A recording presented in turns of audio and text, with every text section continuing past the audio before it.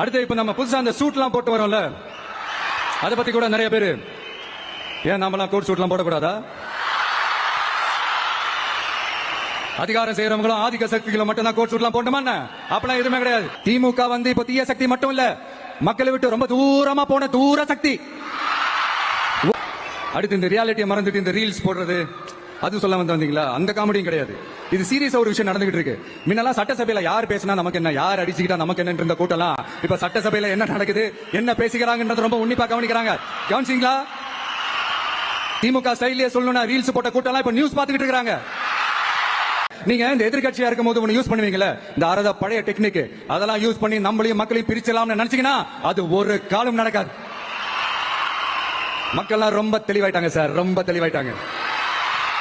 அதனால ஒரு ஆக்கப்பூர்வமான ஒரு எதிர்கட்சியா செயல்பட்டு மக்கள் மனசை வெல்ல பாருங்க. நம்ம மக்களுக்காக இவ்வளவு வேலை பாக்குறோம், ஆனா இவங்க அதையெல்லாம் விட்டுட்டு குதிரை பேரம் பண்றாரு, அது பண்றாரு, இது பண்றாருன்னு சொல்லிட்டு தப்பு தப்பா கதையெல்லாம் அடிச்சு விட்டு இந்த தீய சக்தியும் தீந்து போன சக்தியும் அதாங்க திமுகவும் மற்றும் பலரும் ஒன்னா சேர்ந்துகிட்டு திருட்டுத்தனமா யாருக்கும் தெரியாம ஒரு ஓரமா மூலையில உட்கார்ந்துட்டு பேரம் பேசி கூட்டு சேர்ந்து ஆட்சி அமைச்சு கொள்ளையடிக்க திட்டம் போட்டாங்க. அது ஏன் தெரியுமா? உங்களோட இந்த டிவிக்கு ஆட்சி அமைஞ்சா அவங்க பொழப்பே போயிடும். அந்த கொள்ளையடிக்கிறது, லஞ்சம், ஊழல் எல்லாமே கத்தம் கத்தம். அதான் இந்த காரணம். ஒரு நொடி யோசித்து பார்க்கிறேன். இதே திருச்சில 1008 கெடுபிடிகளுக்கு நடுவே உங்களை பார்ப்பதற்காக ஓடோடி வந்து நின்னு அன்று உங்க அண்ணனா, உங்க தம்பியா, நம்ம தளபதியா, மக்கள் விரும்பும் வேட்பாளரா வந்த மனிதர் எடுத்த சபதம் முடித்து, இது பதவி கிடையாது, பொறுப்பு. பொறுப்புக்கு வந்த ஒவ்வொரு நாளும் தாய்மார்களுக்கும் தமிழுக்கும் முதலிடம் கொடுத்து இதோ உங்கள் முன்னால் உரையாற்ற வருகிறார் மாண்புமிகு தமிழ்நாடு முதலமைச்சர் அண்ணன் தளபதி சி ஜோசப் விஜய் அவர்கள்.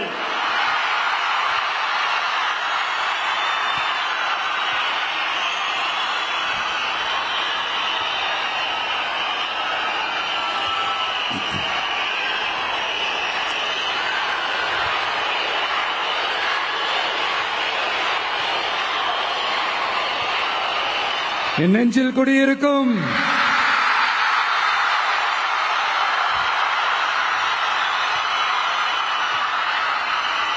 தமிழக மக்கள் உங்கள் அனைவருக்கும் என்னுடைய வணக்கமும் என்னுடைய நன்றிகளும். குறிப்பா திருச்சி கிழக்கு தொகுதி மக்கள் உங்கள் அனைவருக்கும் என்னுடைய ஸ்பெஷல் வணக்கமும் ஸ்பெஷல் நன்றிகளும். இதை நான் ஏன் இப்படி சொல்றேன்னா, என்ன வந்து இப்போ பெரம்பூர் தொகுதி எம்எல்ஏன்னு தான் சொல்லுவாங்க. பட் ஆனா அது வந்து எலெக்ஷன் கமிஷனோட அந்த சட்ட விதிகளுக்கு மட்டும்தான் அப்படி. ஆனா என்ன பொறுத்த வரைக்கும், தமிழ்நாட்டை பொறுத்த வரைக்கும், தமிழ்நாட்டுக்கு எப்படி திருச்சி வந்து ஒரு இதயம் மாறியோ, அந்த மாதிரி என்னோட இதயத்துக்கு திருச்சி கிழக்கு தொகுதி மக்களும் ரொம்ப ரொம்ப ரொம்ப க்ளோஸ் தான். அதுல எந்த மாற்றமும் கிடையாது. சரிங்களா?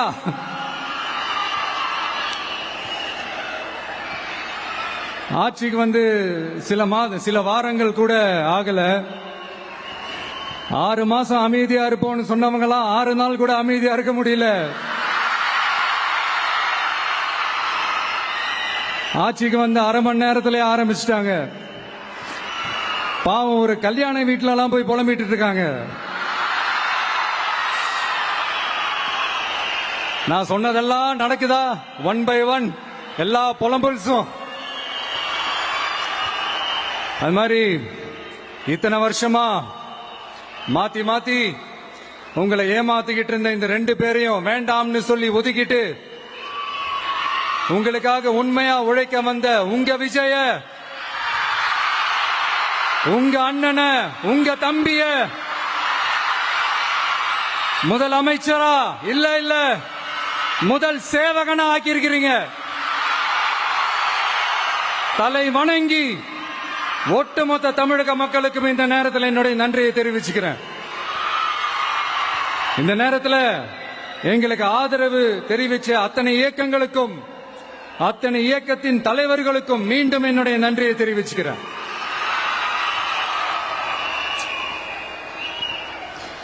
புரட்சி தலைவர் எம்ஜிஆர் அவர்களுடைய முதல் தேர்தலில் கூட இந்த அளவுக்கு ஒரு ஓட் பர்சன்டேஜ் வாங்கல அப்படின்ட்டு நிறைய பேர் சொன்னாங்க.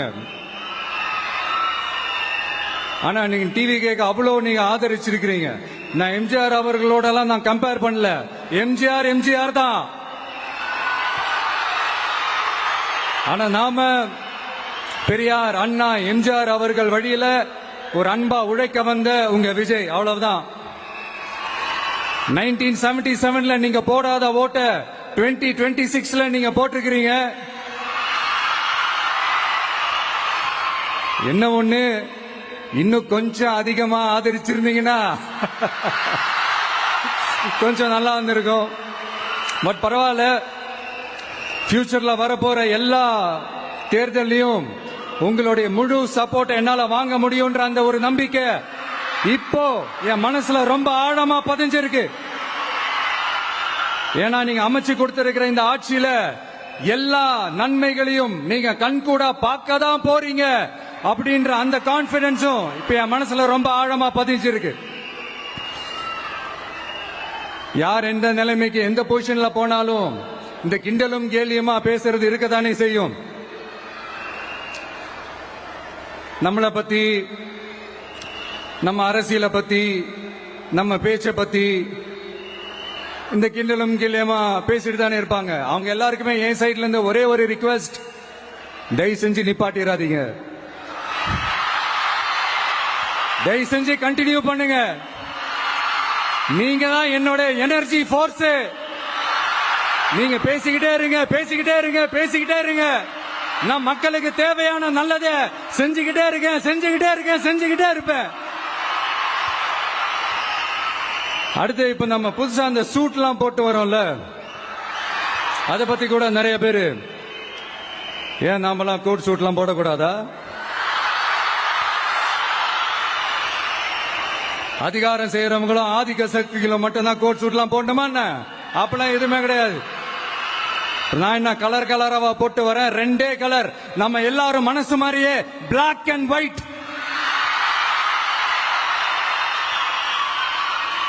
எல்லாத்திலும் பிளாக் அண்ட் ஒயிட்டா இந்த விஜய் இருப்பான் அப்படின்னு காட்டுறதுக்கு தான் அந்த கலர்.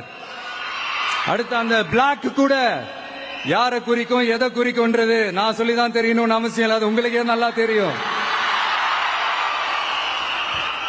எல்லாத்துக்கும் இப்படி வழக்கம் சொல்லிக்கிட்டு நச நசன் பேசுற டைப்பும் நம்ம கிடையாது. உங்களுக்கே தெரியும், அதிகபட்சமா எல்லா மீட்டிங்லும் 20 நிமிஷம்குள்ளதான் நான் பேசியிருக்கிறேன்.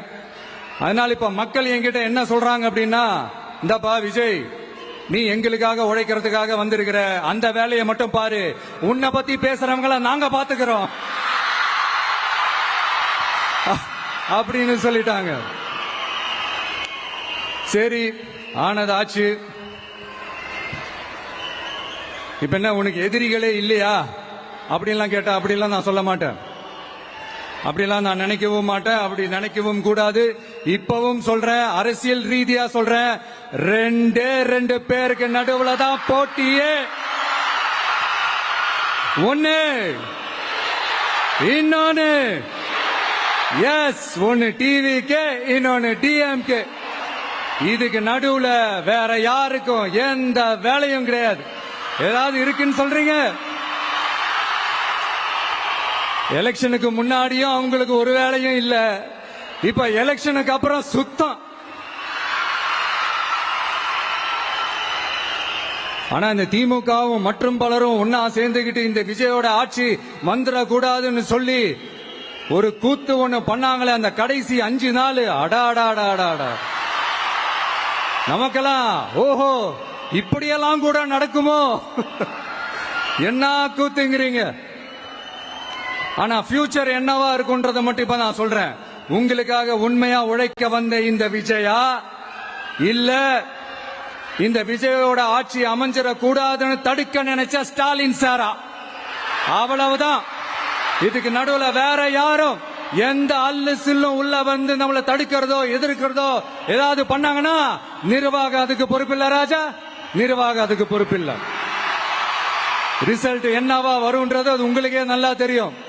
நம்மளை ஏளனமா பேசுறதா நினைச்சு அவங்களே அவங்களுக்கு ஆப்பு வச்சுக்கிறாங்க.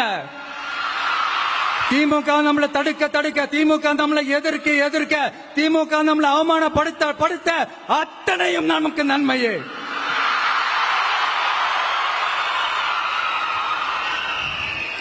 ஒண்ணு கவனிச்சிங்களா மக்களே, நம்ம ஆட்சிக்கு வந்ததுக்கு அப்புறம் ஒரு விஷயம் ஒண்ணு நடந்துகிட்டு இருக்கு. இது இந்த ஜென்சி தலைமுறையை அட்ராக்ட் பண்றதுக்காக இங்கிலீஷ் தமிழ் கலந்த அறிக்கை அது சொல்ல வந்த நினைச்சீங்களா? அந்த காமெடி எல்லாம் கிடையாது. அடுத்து இந்த ரியாலிட்டியை மறந்துட்டு இந்த ரீல்ஸ் போடுறது அது சொல்ல வந்தீங்களா? அந்த காமெடியும் கிடையாது. இது சீரியஸா ஒரு விஷயம் நடந்துகிட்டு இருக்கு. முன்னெல்லாம் சட்டசபையில யார் பேசினா நமக்கு என்ன, யார் அடிச்சுக்கிட்டா நமக்கு என்ன இருந்த கூட்டம்லாம் இப்ப சட்டசபையில என்ன நடக்குது, என்ன பேசிக்கிறாங்கன்றது ரொம்ப உன்னிப்பா கவனிக்கிறாங்க. கவனிச்சீங்களா? திமுக ஸ்டைலே சொல்லணும்னா ரீல்ஸ் போட்ட கூட்டம்லாம் இப்ப நியூஸ் பார்த்துக்கிட்டு இருக்கிறாங்க. அதுல நமக்கு சந்தோஷம் தான், பெருமை தான்.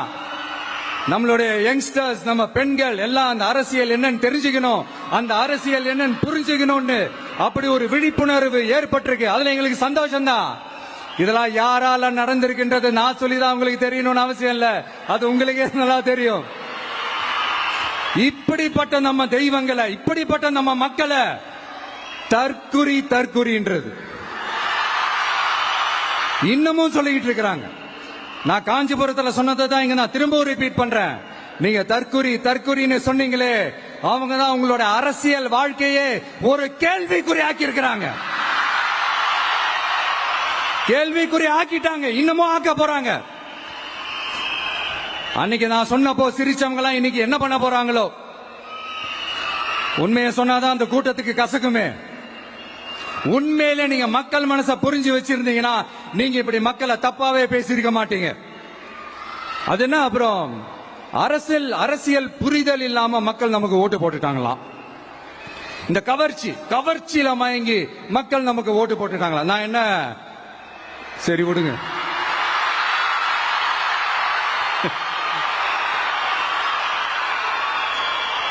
மக்கள் அவங்களுக்கு ஓட்டு போட்டா அந்த மக்கள் நல்லவங்களாம், அதே மக்கள் நமக்கு ஓட்டு போட்டா அந்த மக்கள் கெட்டவங்களா? தற்குறியா? இதே மக்கள் தான் இத்தனை வருஷமா உங்களுக்கு ஓட்டு போட்டுட்டு இருந்தாங்க. உங்களுக்கு மட்டும் என்ன, வேற ஏதாவது பிளானட்ல இருந்து குதிச்சு ஓட்டு போட்டு போனாங்களா? தற்குறியாமா? தற்குறி நல்லா வருது, வேணான்னு பாக்குறேன். எங்க அண்ணன் விஜயகாந்த் அண்ணன் சொல்ற மாதிரி, அண்ணா அவர்கள் ஆரம்பிச்ச கட்சியை ஒரு அடிமை கூடாரமா ஆக்குனது யாருங்க சார்? இப்படி எல்லாம் ஆக்கிட்டு உண்மையை சொல்லு உடன்பிறப்பேவா. உங்களோட அந்த உண்மையான உடன்பிறப்புக்கெல்லாம் என்ன சொல்றாங்க தெரியுமா சார்? திமுக இப்படி ஆனதுக்கு காரணம், அந்த காரணத்தை வெளியில எல்லாம் போய் தேடாதீங்க, உங்க குடும்பத்துக்குள்ளேயே கேளுங்கிறாங்க.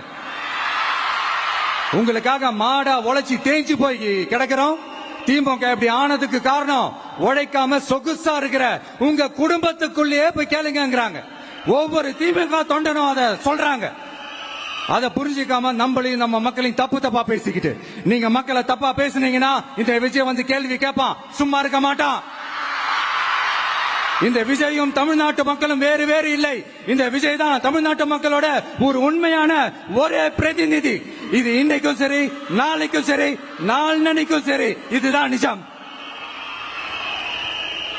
மறுபடியும் சொல்றேன்,